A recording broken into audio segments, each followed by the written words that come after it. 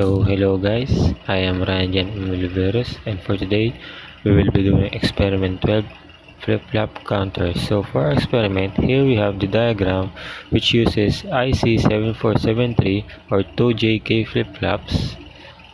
Then for today we will be simulating using logarithm. So let's start. First, let's connect the JK inputs to the positive 5 volts.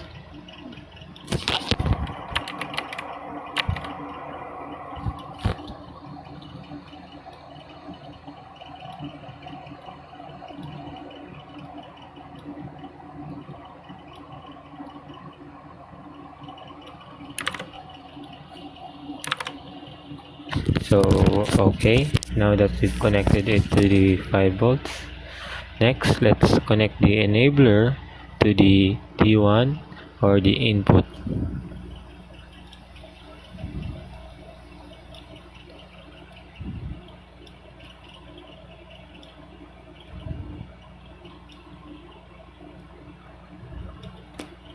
Now that we've connected the D1 to the enabler on the JK flip-flop, next let's connect Q to in1 and in2, in3, in4 for their respective flip-flops. So as you can see, we're only using Q and we don't use not Q. Next, let's connect it to the output of each JK flip-flop.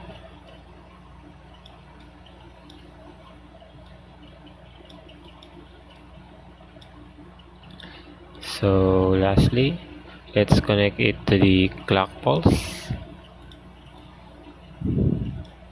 So here we have our circuit.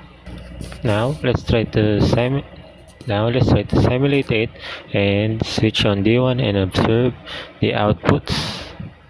So here we're switching now D1.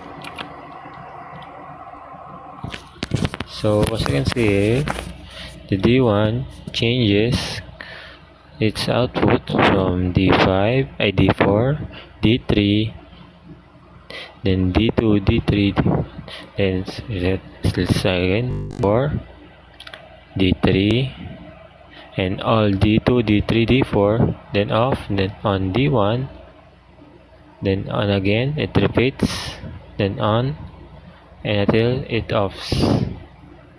So there's a pattern here, as you can see. The first is all of this is turned on. Next, the last D1 is left turned on, and when all D2 to D4 are switched on, it resets back to 0. So here, on, then back to D4, D3, then on all, then resets. So that was the pattern. So next, if we switch off the D1, as you can see here, we switched off for D1. The last output or the last pattern it became, it will be stable. So as you can see, it is stuck on D3. So it will remain until we turn on D1 once again. So that's it for our experiment today, guys. I hope you learned. So for JK flip-flop, there are different patterns. It depends on how your circuits are connected.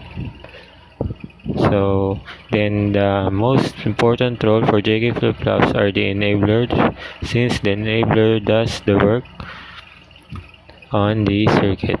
So thank you for watching.